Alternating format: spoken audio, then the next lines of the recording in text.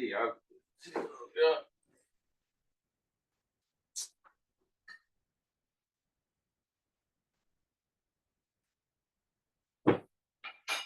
नहीं था।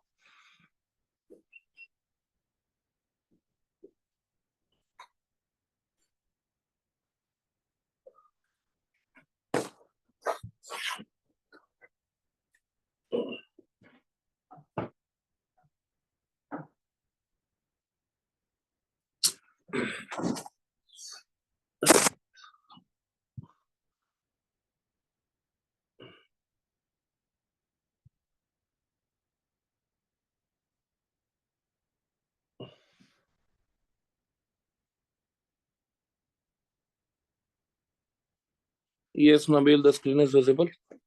यस क्या आंसर आया था फर्स्ट का? ABCD।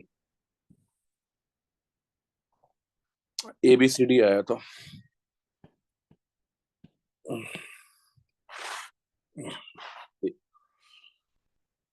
ये मैं क्या बोला था? Rate constant of the reaction is 1.386 per our. Close container में रिएक्शन चल रहा है, इनिशियल मोल्स 10 है, 120 मिनट के बाद 0.625 हो रहा है। और dissociation of A follow first order kinetics electrical statement. ठीक है, तो अगर हम लोग ये बात करें तो 10 टू 0.625 जो हो रहा है, आई थिंक इसमें निकालोगे तो 4 T हाफ आ जाएगा ना टोटल। ये कितने में आ जाएगा? 4 T हाफ में, क्योंकि 10 से 5 जाएगा, 5 से क्या नाम है 2.5 जाएगा, 2.5 से अगर बात करें तो 1 पॉइंट कितना 25, और 1.25 से कितना जाएगा 0.625। और फर्स्ट ऑर्डर काइनेटिक्स का टी हाफ कांस्टेंट होता है, तो ये फर्स्ट टी हाफ होगा, ये सेकंड टी हाफ होगा, ये थर्ड टी हाफ होगा, और ये फोर्थ टी हाफ होगा। ठीक है, तो इसका मतलब ये है कि जो आपका 4 T हाफ है that is equal to 120 metre 120 minute, तो T half will be equal to 30 minute आ जाएगा ये। ठीक है, यानी कि हाफ आवर्स के आसपास। तो आपका रेट कांस्टेंट जो होगा that is 0.693/1/2, that is equal to 1.386 per hour. ठीक है, तो rate constant of the reaction जो होगा,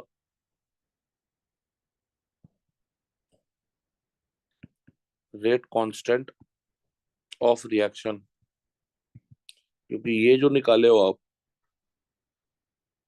दिस इज रेट कांस्टेंट, यानी कि जब हम लोग विथ रिस्पेक्ट टू ए लिखते हैं -dA/dt लिखते हैं, तो क्या लिखेंगे हम लोग? के ए इंटू ए का क्या स्क्वायर लिखेंगे। स्क्वायर बोले के इंटू ए का पावर 1 ही लिखो। लेकिन रेट ऑफ द रिएक्शन जो होता है that is -12 dA/dt। Rate of reaction क्या होगा? -12 dA/dt। तो माइनस हाफ करेंगे तो ये कितना हो जाएगा? k/2 आ जाएगा। तो मतलब rate constant of the reaction will be equal to k/2। This is rate constant of the reaction.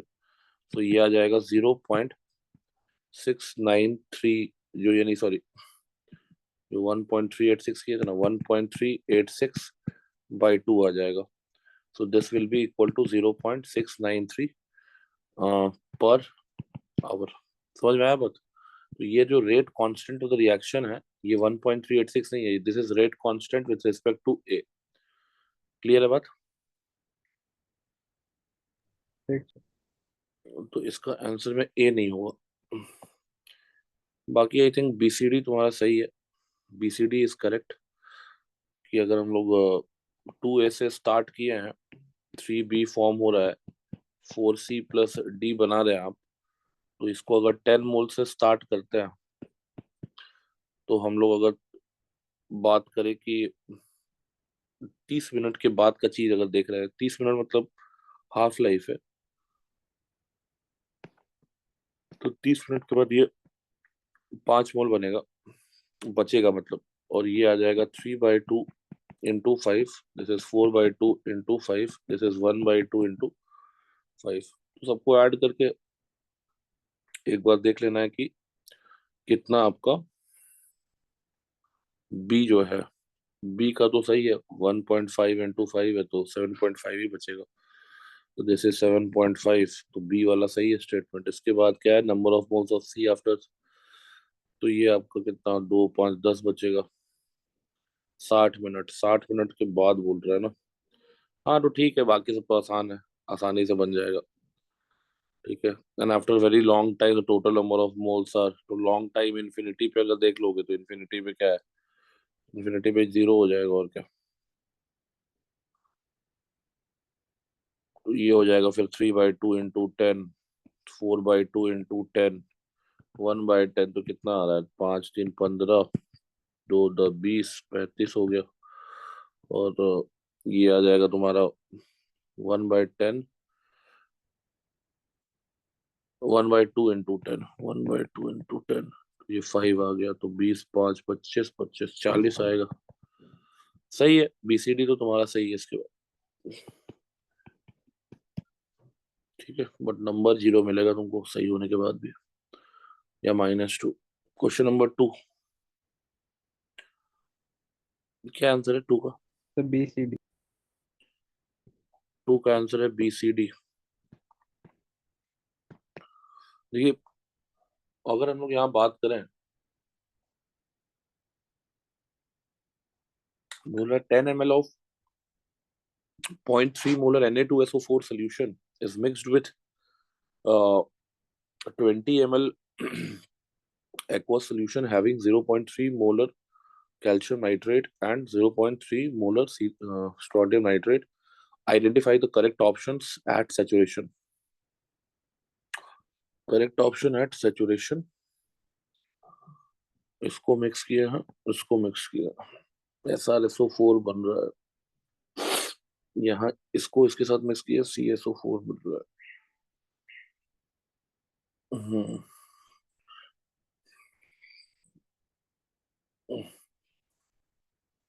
तुम्हारा आंसर है BCD।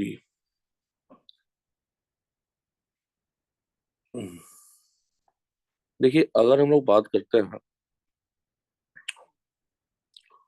तो Na+ का जो कॉन्सेंट्रेशन निकलेगा कितना होगा, 0.3 इंटू 10 इंटू 2, ठीक है, तो यानी 6 मिलीमोल होगा। इसका अगर बात करें तो सल्फेट का बात करते हैं, सल्फेट का हो गया 3, कैल्शियम 2+ का साथ मिला तो कैल्शियम 2+ का 0.3 इंटू 2, तो ये भी 6 होगा। नाइट्रेट का तो क्या जरूरत है नहीं, तो ये 12 हुआ। सिमिलरली स्ट्रॉन्टियम नाइट्रेट से निकालेंगे तो Sr2+ कितना आ जा रहा है, 6, NO3- यहाँ से 12। ठीक है, यहाँ पे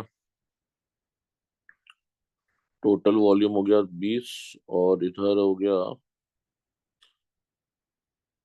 अच्छा दोनों एक ही सोल्यूशन में है ना, mix with having this and this, तो टोटल वॉल्यूम जो है वो आ जा रहा है 30 ml।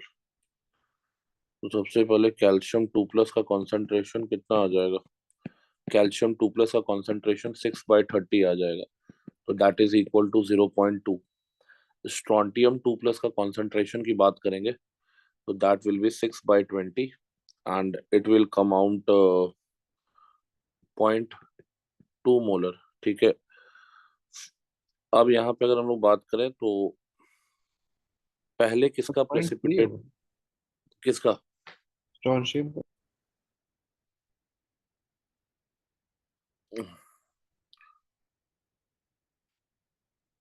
हाँ ये 0.3 होगा, 1/26/1/3 है ना, 1/3 के आसपास 0.33, हाँ ठीक है 0.3 मोलर होगा ये।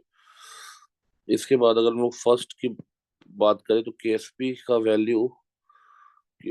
वैल्यू दे रखा है 10⁻⁻7 SrSO4 का, और केएसपी का वैल्यू दे रखा है 10⁻⁻5 कैल्शियम सल्फेट का। तो इसका मतलब SrSO4 का प्रेसिपिटेशन पहले होगा कि Sp कम है. First precipitate will be SrSO4. तो पंखा चला दिएगा.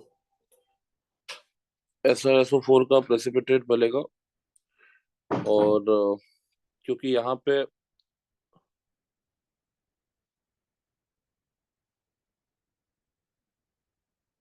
1/5 है ना.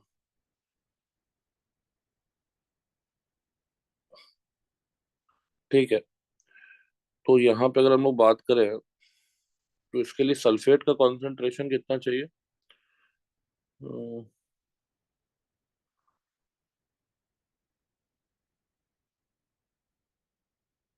सल्फेट है टोटल कितना मेरे पास? 3/30 है ना. दैट इज 0.1 मोलर है.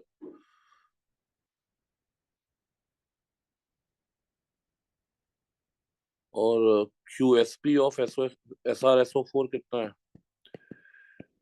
Sr2+ का कॉन्सेंट्रेशन इनटू सल्फेट का कॉन्सेंट्रेशन. तो पॉइंट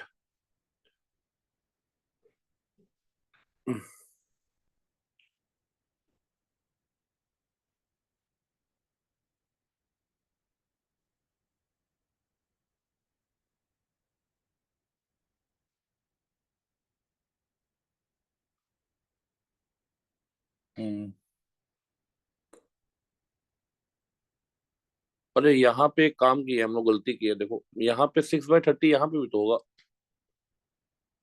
यस और नो? टोटल वॉल्यूम लेके चल रहा तो हाँ टोटल वॉल्यूम तो, क्योंकि 20 ml प्लस 10 ml है ना. यहाँ पे 20 ml प्लस 10 ml है. यहाँ भी 6, यहाँ भी ये 0.2 हो जाएगा. ठीक है. तो आपका ये हो गया तुम्हारा 0.2. सल्फेट को पकड़ लो 0.1. तो ये आ गया 2 × 10⁻². ठीक है. तो प्रेसिपिटेशन अब तब तक चलेगा जब तक आपको QSP KSP के बराबर नहीं हो जाए. तो हम लोग कह सकते हैं कि now Sr2+ and sulfate will precipitate until QSP becomes KSP. तो अगर ऐसा होता है तो Sr2+ सल्फेट ये मिलके बना लेगा SrSO4. 0.2 है ये, 0.1 ये है. ठीक है. तो ये स्टार्टिंग में कुछ नहीं था, तो ये बाद में 0.2 माइनस एक्स होगा, ये 0.1 माइनस एक्स होगा. एंड अगर हम लोग बात करें तो ये आपका क्या बन जाएगा? खैर एक्स बन जाएगा. अब हम लोग को मालूम है कि 0.2 minus x into 0.1 minus x, ये इसका KSP हो जाएगा. तो KSP कितना है? 10⁻⁻7 है. मैक्सिमम सल्फेट जो प्रेसिपिटेट हो सकता है दैट इज 0.1 मोलर. ठीक है. तो maximum sulphate that which can be precipitated. ठीक है.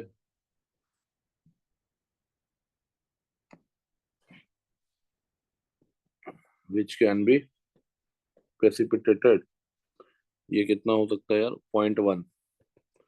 तो इस हिसाब से मिनिमम वैल्यू ऑफ Sr2+ कितना आ जाएगा? मिनिमम वैल्यू Sr2+ का जाना चाहिए 0.2 माइनस 0.1, तो यानी 0.1 मोलर. ठीक है. और मैक्सिमम वैल्यू ऑफ जो सल्फेट आएगा, और ये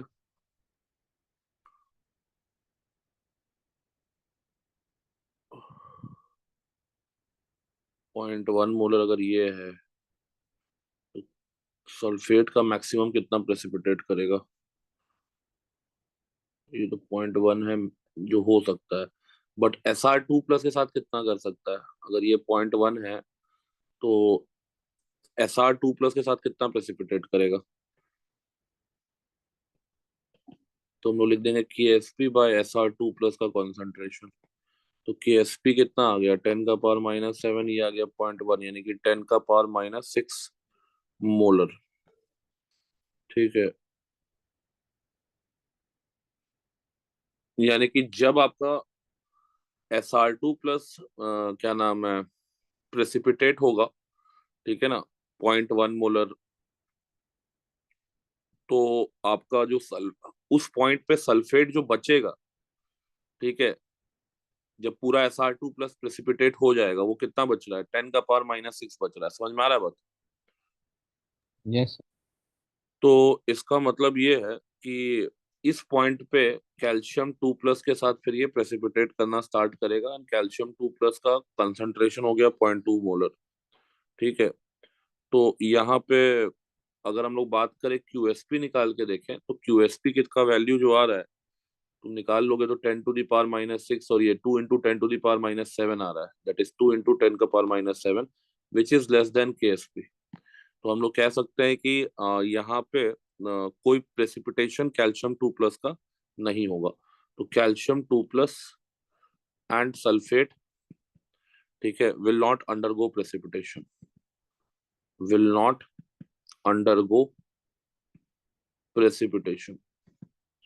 ठीक है, तो यानी कैल्शियम 2 प्लस का जो कॉन्सेंट्रेशन है, कैल्शियम 2 प्लस का जो कॉन्सेंट्रेशन है, that will be maintained eight point कितना था, 2, and it remains what, it remains unchanged. इसका आंसर हो जाएगा ए भी है सही, बी भी सही है, और सी भी सही है, बट कैल्शियम डी जो होगा वो गलत हो जाएगा। तो यहाँ पे भी तुम्हारा थोड़ा -2 मिल जाएगा तुमको यहाँ पे। चलो कोई नहीं, अच्छा क्वेश्चन था ये। क्लियर है बात? ठीक सर। आगे बढ़ते हैं, क्वेश्चन नंबर 3 पे आते हैं। ACD। 3 का आप ACD बोल रहे हैं, क्या बोला है, which option both conditions of the reactions have same metal containing product, dissolution of beryllium in KOH and dissolution of beryllium hydroxide in KOH।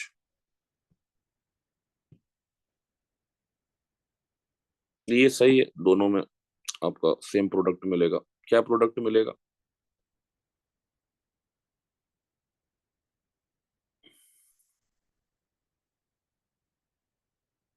हाँ भाई, क्या प्रोडक्ट मिलेगा?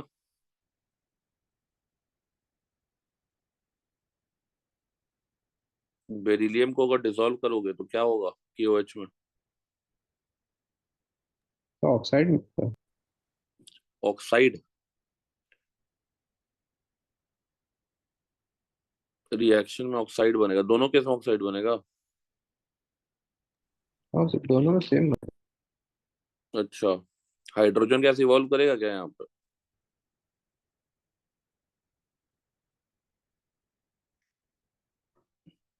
यहाँ पे तो हाइड्रोजन गैस इवॉल्व नहीं ना करेगा, कि नहीं करेगा? करेगा। ठीक है। कंबशन ऑफ के in limited O2, excess of O2, excess of O2 में और लिमिटेड O2 में, एक में पर ऑक्साइड सुपर ऑक्साइड बनेगा, एक्सेस में आपका क्या बन जाएगा, अलग प्रोडक्ट बनेगा। खैर बी गलत है। Heating solution of this and this with NH4OH, calcium carbonate, heating solution, ठीक है, दोनों में सेम प्रोडक्ट मिलेगा। Ag विद PCl5 कॉन्सेंट्रेट, यहाँ पे भी सेम मिलेगा। सही है ये वाला आंसर, ACD। ये तो बना लिए होगे, फोर्थ का क्या आंसर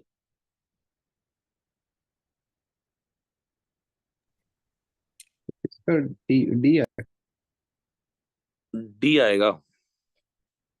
क्या बोल रहा है, MnO4 माइनस Mn2 प्लस के साथ कंबाइन करके रेडॉक्स चेंज कर रहा है, select correct for the above reaction. Hmm,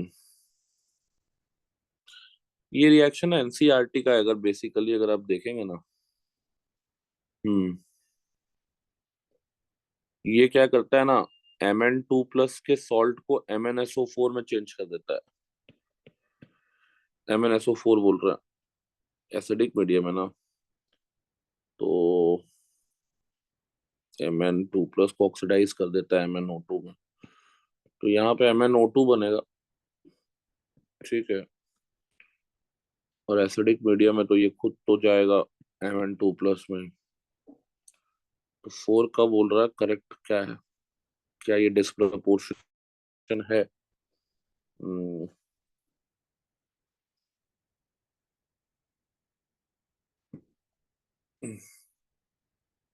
hmm,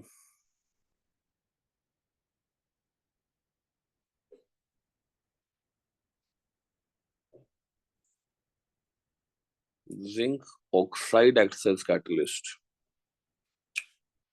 zinc sulphate acts as catalyst, MnO4 minus is one of the product।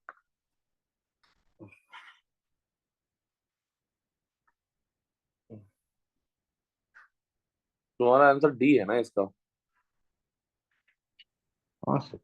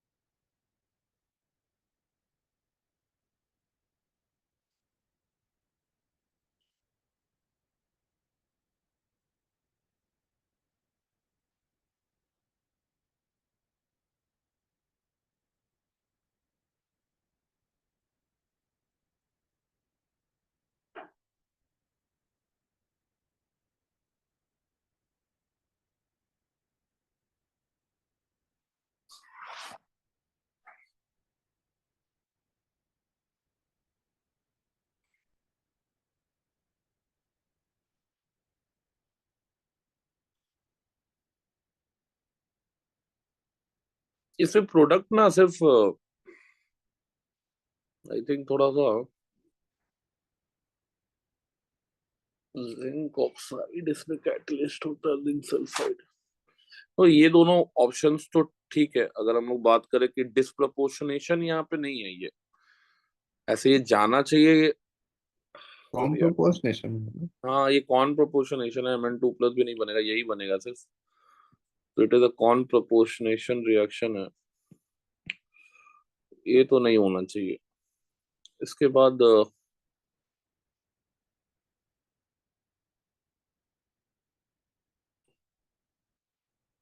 Incorrect statement पूछा होता तो अलग बात होता। तो ए नहीं होगा, ठीक है। डी भी हमको लग नहीं रहा है, डी भी तो यहाँ पे नहीं बनेगा, ठीक है। उसके बाद zinc oxide acts as catalyst, zinc sulphate acts as catalyst, ये हमको अभी श्योर नहीं है, ठीक है ना, क्योंकि ये दोनों स्टेटमेंट अभी हम ये नहीं है। Zinc oxide can act as catalyst for this reaction, ठीक है, इसमें no problem in this. Zinc sulphate के बारे में अभी हम श्योर नहीं है, इसका हम एक आंसर तो हम लोग यही बोलेंगे अभी फिलहाल मेरे लिए, तो ये आंसर सिर्फ बी है, ठीक है। इसको हमको थोड़ा चेक करना पड़ेगा, ठीक है ना, इसको अपडेट करेंगे बाद में। थोड़ा सा आउट ऑफ द ग्लोब ही चला गया है कि जिंक सल्फेट मेरे लिए भी थोड़ा नया है कि एक्ट्स एज कैटलिस्ट। तो ठीक है, इसका देखेंगे, अभी फिलहाल के लिए मेरे लिए बी सिर्फ यहाँ पे करेक्ट लग रहा है, ठीक है, क्लियर है। ठीक है। इसको देखना पड़ेगा एक बार थोड़ा, क्योंकि मुझे कुछ ये नहीं मिल रहा है, कोई रेफरेंस नहीं मिल रहा है। Correct statement regarding following reaction sequence is और आर, क्या आ रहा है फाइव का आंसर? तो बी सी डी। तो इसका आंसर बीसीडी आ रहा है। ये सबसे पहले तो इसमें एनिलीन लिया है, और एनिलीन के बाद अगर हम लोग बात करें तो सबसे पहले तो आपका क्यू जो बनेगा वो, ठीक है, समझ में आ रहा है कि N2+Cl- बन गया। इसके बाद सैंडमेयर टाइप का कुछ करा दिया, तो यहाँ पे साइनोजेन हो गया, तो ये आ गया क्यू, ये आ गया आर। इसके बाद इसका रिएक्शन कराया है NaNC2H5OH से, तो ये रिड्यूस कर जाएगा। इसके बाद रिड्यूस करने के बाद क्या बन जाएगा, CH2NH2, तो ये हो गया S, तो इतना ही सा है। इसके बाद क्या बोल रहा है, P and S can be distinguished, P and S, ये आपका P है, P and S can be distinguished by diazo test. तो सही है, पहला स्टेटमेंट ऑफ डाइएजो टेस्ट से हम इसको डिस्टिंग्विश कर सकते हैं, यस और नो। इसके बाद S is more basic than P, S is more basic than, हाँ definitely. R give benzophenone with, R give benzophenone, तो R give benzophenone with PHMgBr followed by R में बेंजोफिनॉन मिलेगा, हाँ मिल जाएगा, और हाइड्रोलिसिस करने के बाद, ठीक है। तो ये सी भी सही है। और Q on passing with steam, Q कहाँ गया, Q को हम स्टीम से पास करेंगे, स्टीम से जैसे ही पास करोगे फिनॉल आ जाएगा यहाँ पे, ठीक है। तो यहाँ पे सब सही है। ये इन दोनों में से ये थोड़ी जो डाइएजो टेस्ट देगा जी, ये डाइएजो, यहाँ पे डाइएजोटाइजेशन पॉसिबल है क्या? नहीं सर, हमको बोलो। लगा वो पूछ रहा है कौन कौन कपलिंग रिएक्शन शो करते तो एस कपलिंग रिएक्शन, मतलब डाइजो टेस्ट का मतलब तो कपलिंग ही है, तो कपलिंग में एस और पी दोनों कपलिंग करेगा, खाली पी कपलिंग करेगा? हैं। एस और बी दोनों करेगा। दोनों कैसे करेगा? कपलिंग का तो कंडीशन क्या होता है तुम्हारा,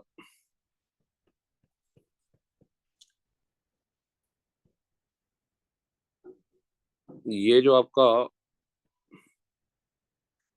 N+ है यहाँ पे, जैसे Cl-, कपलिंग का कंडीशन क्या होता है, what is the condition of, आप बोल रहे हैं 1 डिग्री अमाइन भी कपलिंग करेगा? कपलिंग का कंडीशन क्या होता है, what is the condition for coupling? Sir ये जो बनाया हम लोग बेंजीन डाइजोनियम कटायन, ये आपका इलेक्ट्रोफाइल हो गया, न्यूक्लियोफाइल। न्यूक्लियोफाइल आके इस पर अटैक करेगा, यही बोल रहे हो ना? यस। तो एन का पॉजिटिव जो है यहाँ पे, तो एन का पॉजिटिव जो है स्टेबल है ना, यहाँ पे तो एन का पॉजिटिव स्टेबल है, बट ये वाला जो तुम बनाओगे यहाँ पे, in the case of S, इसको तो रेजोनेंस से स्टेबलाइजेशन मिल रहा है, यहाँ पे एस में कहाँ रेजोनेंस है, बोलो। एस के ऑर्थो पोजीशन पे जोड़ देंगे तो। एस के ऑर्थो पे कहाँ जुड़ेगा, यहाँ पे अगर N2Cl- बन रहा है यार, तो यहाँ पे कहाँ पे तुम्हारा तो N2+ यही ना बनेगा, ये तो बनते ही निकल जाएगा,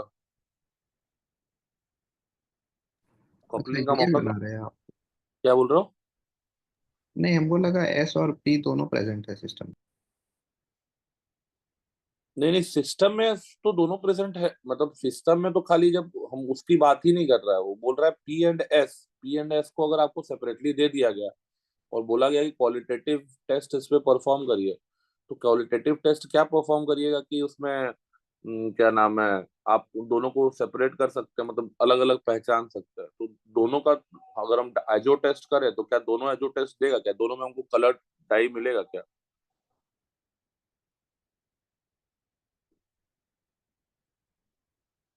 दोनों में कलर्ड डाई मिलेगा क्या? नहीं सर, तब तो नहीं।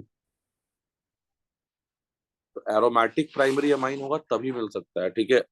नॉर्मल प्राइमरी, ठीक है, ये देखिए एरोमेटिक प्राइमरी अमाइंस होगा, एरोमेटिक प्राइमरी अमाइंस, ठीक है, can only show,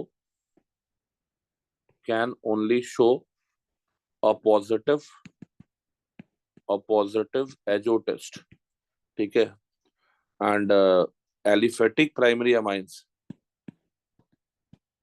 aliphatic primary amines, aliphatic primary amines will not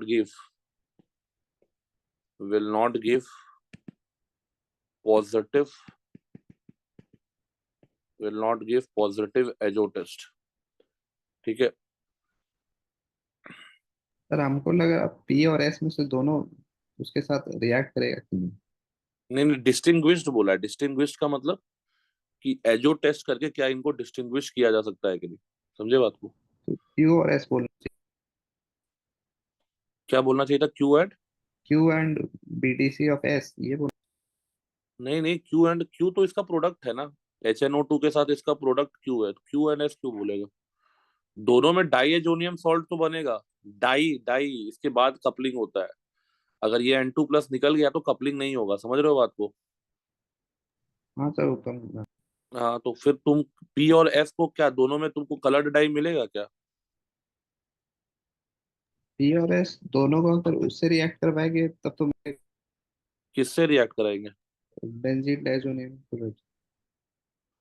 नहीं का वही तो, इसमें इसमें N2+ निकल जाएगा यार, वही तो मैं समझा रहा हूँ। इस N के पॉजिटिव को तो ये स्टेबल करेगा थोड़ा देर, तो तुमको यहाँ पे आके दूसरा जो है इसको, दूसरा PHNH2 ये नेगेटिव जाके इस पे अटैक करेगा, ठीक है। लेकिन दूसरे वाले में इस ये N2 positive good leaving group होता है, कपलिंग का चांस ही नहीं मिलेगा। ये तो N2 पॉजिटिव निकल गया, जब N2 पॉजिटिव निकल गया तो कपलिंग कहाँ से होगा? नहीं सर, हम बोल रहे हैं एस में आप वो रिएक्ट करवाइएगा HNO2 के साथ, नहीं सीधा बीडीसी के साथ। किसके साथ? एस में अगर आप बेंजीन डाइजोनियम डालिएगा तब तो करेगा ना रिएक्शन। PH N2+Cl-। हाँ। नहीं तो बेंजीन डाइएजोनियम के साथ यहाँ पे अलग चीज है। बेंजीन डाइएजोनियम तुम क्यों ले रहे हो? एजो टेस्ट में तुम करते क्या हो, HNO2 के पहले HNO2 लेते हो ना, पहले तो HNO2 लोगे ना, तुम सीधा सीधा उसको बेंजीन डाइएजोनियम क्लोराइड के साथ रिएक्ट करा दोगे तो वो तो अलग चीज हो गया। डाइएजोनियम टेस्ट में होता क्या है तुम्हारा, तुमने ये लिया, यहाँ पे HNO2 लोगे पहले, ठीक है, और दूसरा तुम यहाँ पे PHNH2 लोगे, ठीक है। दोनों केस में आपका डाइएजोनियम सॉल्ट बनेगा, बट यहाँ पे अगर हम लोग बात करें नो डाई फॉर्मेशन, और यहाँ पे आपका डाई बनेगा, तो तुम इसका, अब तुम इसको यहाँ मिला दोगे तो अलग बात है ना, उससे कोई मतलब नहीं है। तो हम मिला सकते हैं, लेकिन डिस्टिंग्विश करने के लिए एजो टेस्ट का जो सीक्वेंस है उससे दोनों मतलब डिस्टिंग्विश हो सकता है, आंसर है यस।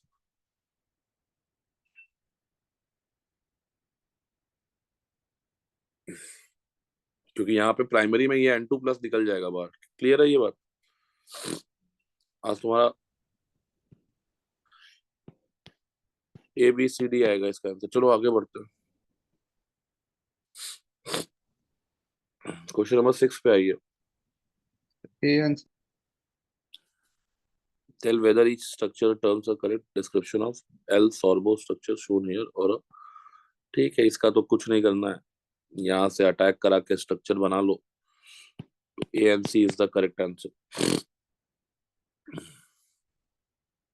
कीटो हेक्सोस है बिल्कुल, बी नहीं आ रहा होगा, ठीक है, सी आ जाएगा। इसमें ज्यादा डिस्कस नहीं करेंगे, आसान क्वेश्चन। चलिए क्वेश्चन नंबर 1 पे आते हैं, क्या आंसर आ रहा है इसका? 6.3। 6.3। हाँ सही है, डेल्टा एस निकालने के लिए कुछ नहीं करना है, NCVM L N T two by T one plus N R L N V two by V one. तो ये T two by T one का value P two V two by P one V one आ जाएगा। ठीक है, put करिएगा answer तो answer आ जाएगा, सीवीएम आपका पुट कर लीजिएगा 5/2 और ठीक है 6.3 करेक्ट आंसर। टू का कितना आंसर आ रहा है? 125। टू का 125। डेल्टा टी एफ कितना है? I into K F into M होगा। तो ये आ जाएगा के एफ, मान लीजिए weight of B and molecular mass weight of A into 1000 से इसको रिप्लेस कर दो। तो ये आ गया 0.093, 1.86। आई का वैल्यू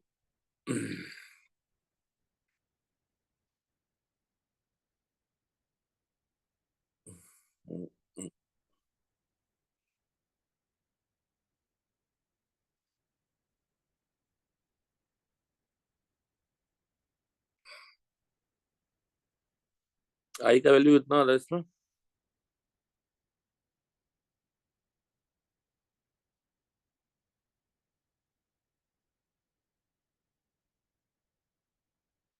आई का वैल्यू कितना आएगा? 1+1/n-1 इंटू अल्फा होता है ना। हाँ सर। कितना आ रहा है आई का वैल्यू, कुछ पता है? सॉल्यूट नोन नहीं है ना।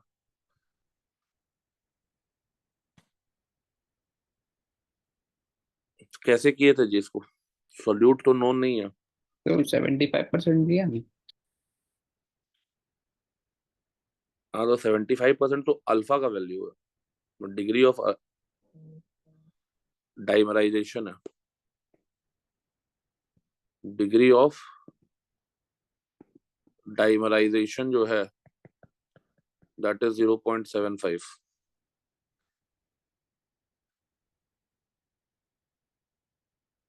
आई का वैल्यू कितना आएगा इसमें?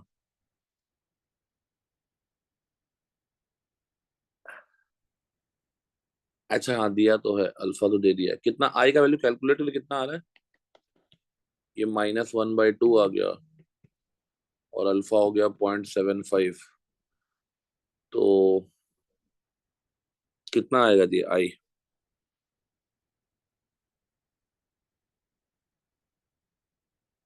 आई का वैल्यू कैलकुलेट कर देखो कितना आ रहा है।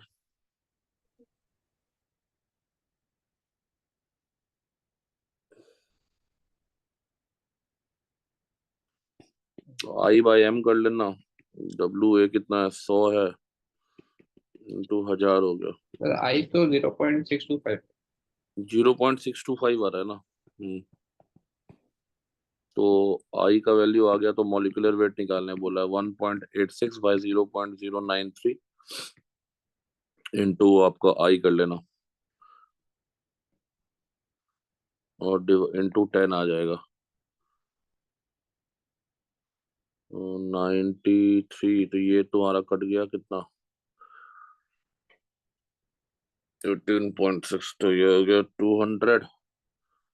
तो ये 200 आ गया, 200 का 0.625, 125 ही आ रहा है ना ये तो। सही है आंसर।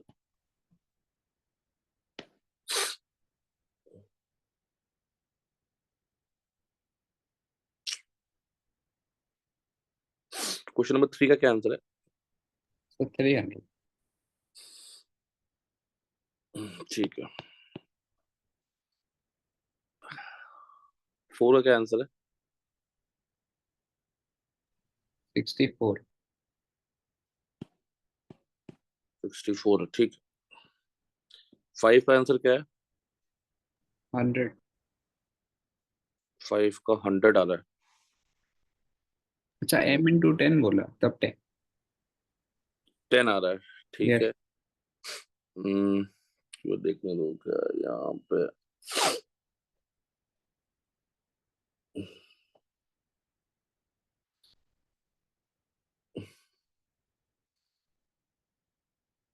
हाइड्रोलिसिस किया है बेसिकली, बॉईल किया, तो Z क्या होगा?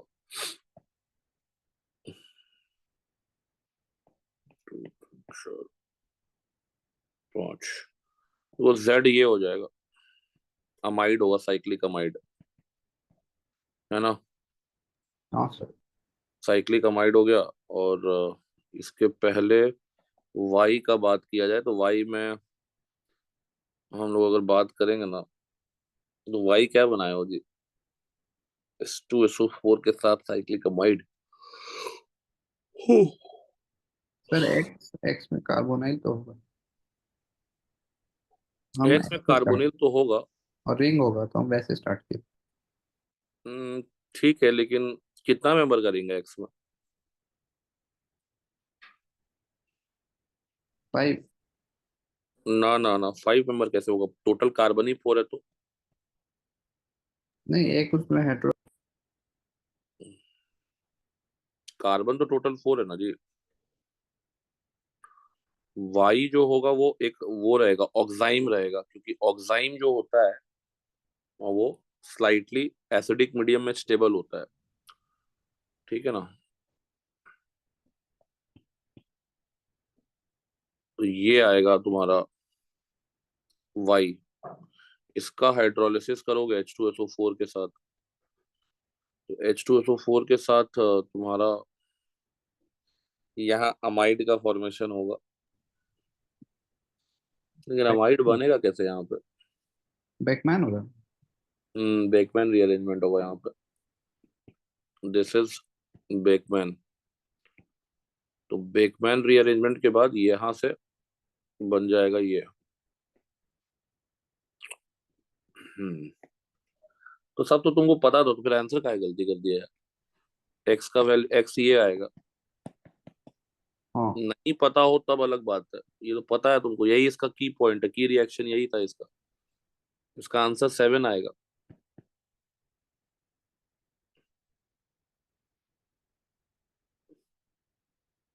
अभी तक का तुम्हारा वर्स्ट परफॉर्मेंस आज रहा है भाई।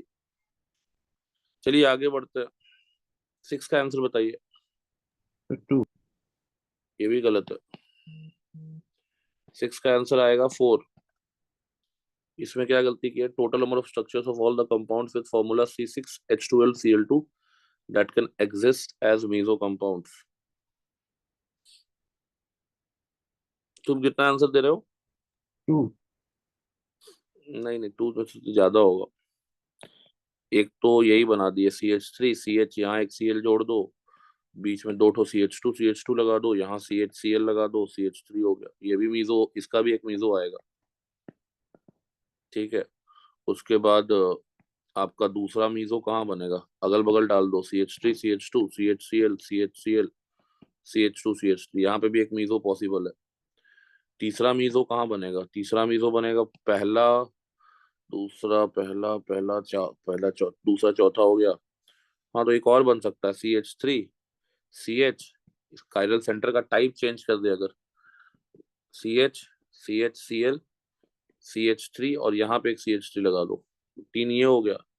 एक और बन सकता है अभी भी, हाँ, CH3 CH CH यहाँ पे भी हम CH2Cl लगा दे, यहाँ पे भी CH2Cl लगा दे, तो इसका भी मीजो मिल सकता है। टोटल 4 आ जाएगा।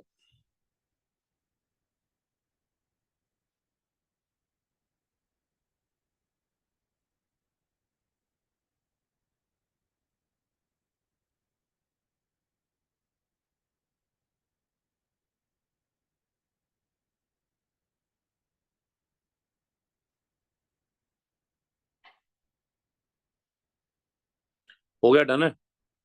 हाँ सर।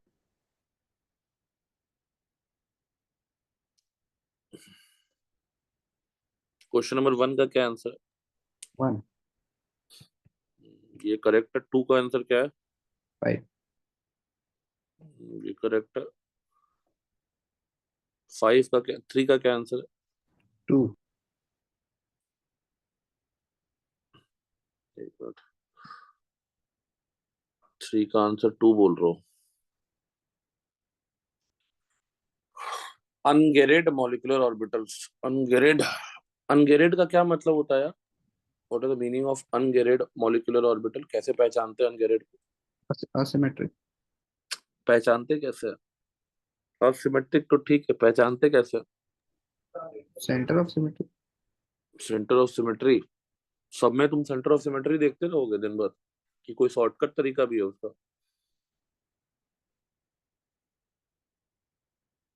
सेंटर ऑफ सिमेट्री वाला पॉइंट जो है, सेंटर ऑफ सिमेट्री को थोड़ा एक्सप्लेन करिए, क्या है सेंटर ऑफ सिमेट्री, कैसे देखेंगे?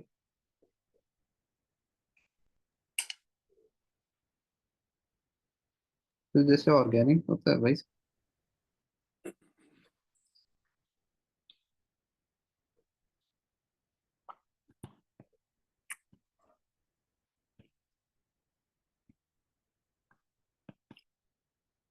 कि ये दोनों कंबाइन करेगा, कंबाइन करने के बाद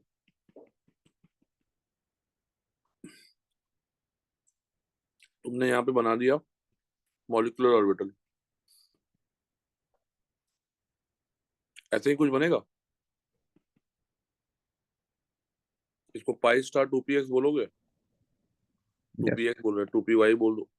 चलो, अगर हम लोग बात करते हैं कि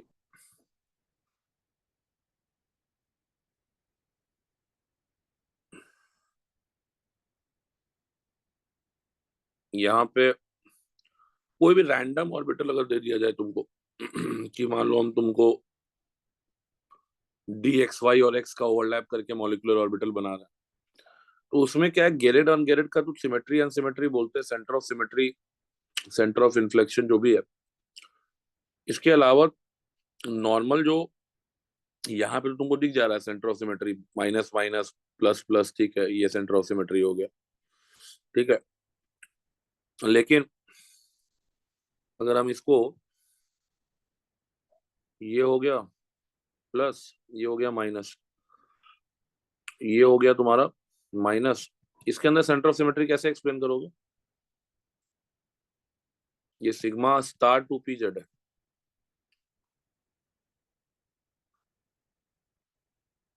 बताइए कैसे एक्सप्लेन करिएगा यहाँ पे?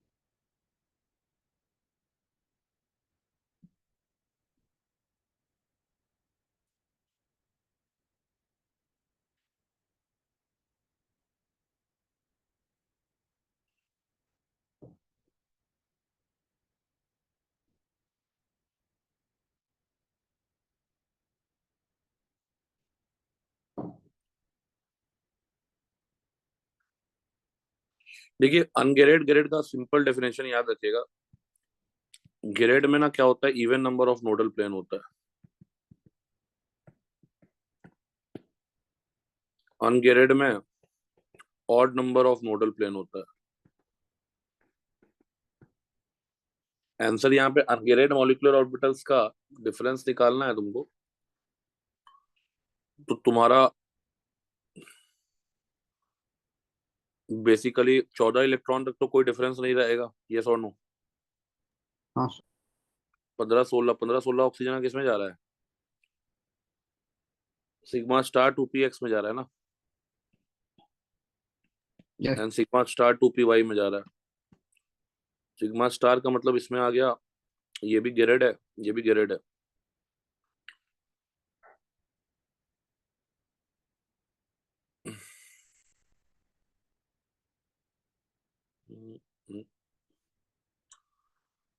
Difference of number of electrons in ungerade molecular orbitals of n2। अच्छा, n2 का लिखते हैं अगर हम लोग, तो क्या लिखते हैं जी? Sigma 1s2, sigma 1s star 2, sigma 2s2, sigma star 2s2,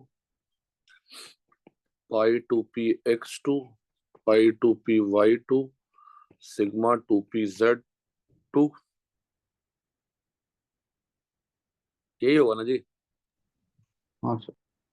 number of electrons in ungerade molecular orbitals, number of electrons in ungerade, number of electron ungerade molecular orbitals. तो इसका, अच्छा दोनों का अनगेरेड में निकालना, तो इसका अनगेरेड में कितना है? सिग्मा वन एस क्या होगा जी, गेरेड होगा अनगेरेड होगा? गेरेड होगा। यस। तो ये दो हो गया, ये आपका दो हो गया, पाई टू पी एक्स, ये दोनों अनगेरेड है। ये दोनों अनगेरेड है ना जी। हाँ सर। अनगेरेड हो गया तो यानी ये चार हो गया। Sigma two p Z, sigma two p Z, sigma two p Z क्या होगा जी? गेरेड हो जाएगा ना। Yes. Sigma two p Z को कैसे बनाएंगे हम लोग? ऐसे ही बनाएंगे अभी जो बनाए थे। एक नोडल प्लेन, एक नोडल प्लेन, तो दो नोडल प्लेन है, ठीक है। तो चार टोटल, इसमें कितना आ गया? चार दो छह, दो आठ आ गया। ओ टू में अगर हम लोग बात करें, sigma one s two, sigma one s star two, sigma two s two, sigma star two s two, pi star, pi star तो पहले नहीं आएगा, sigma two p z two आएगा, pi two p x two आएगा, pi two p y two आएगा। इसके बाद pi two p y star one, pi two p z star one. Answer तुम्हारा टू आ रहा था जी। हाँ सर।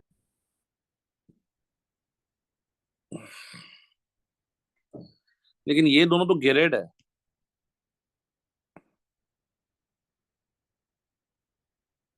समझ रहे हो बात को? आंसर जीरो आएगा, इसमें भी एट माइनस एट आएगा।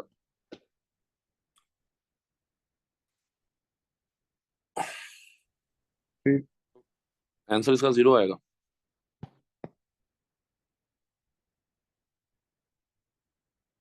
फोर का आंसर क्या है? Four leaf.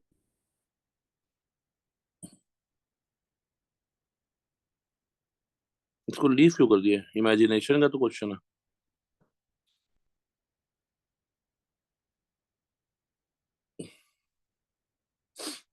इमेजिन करते कितना आ रहा था, इमेजिन नहीं कर पाए क्या इसमें?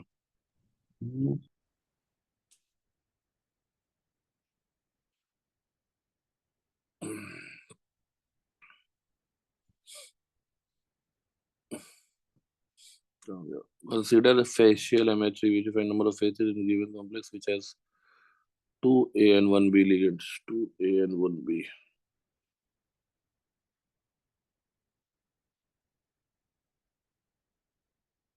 2A 1B number of faces, ठीक है फेशियल बना लेते हैं ना। फेशियल कैसा बनेगा? M A B B B, ये फेशियल हो गया। इसके बाद क्या बोला है, क्या बताना है इसमें हम लोग को?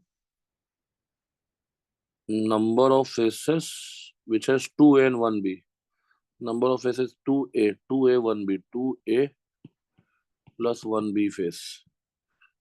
ठीक है, तो क्या दिक्कत है, इससे बन जाएगा।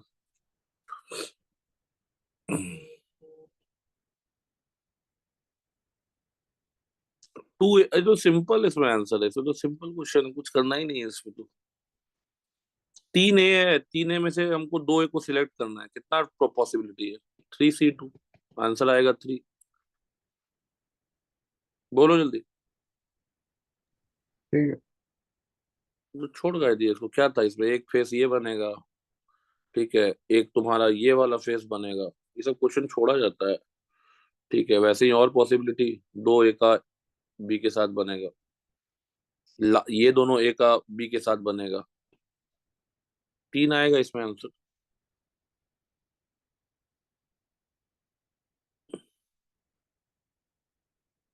क्लियर है बात, समझ में आ गया ना? यस। चलो फाइव का आंसर क्या है?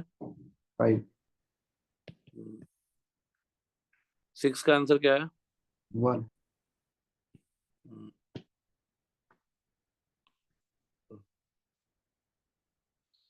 हाँ,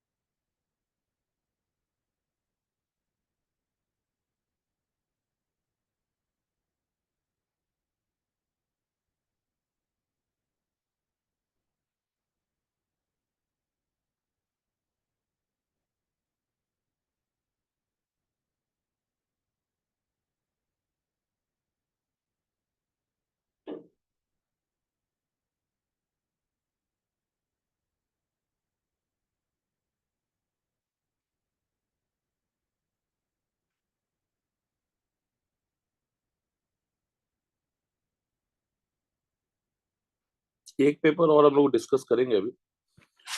आपको एक पेपर भेजे, पहले उसको बनाइए। एक्यूरेसी थोड़ा कम हो गया, एक्यूरेसी थोड़ा दिमाग अलर्ट करके क्वेश्चन बनाना है, ठीक है ना, गलती नहीं करना।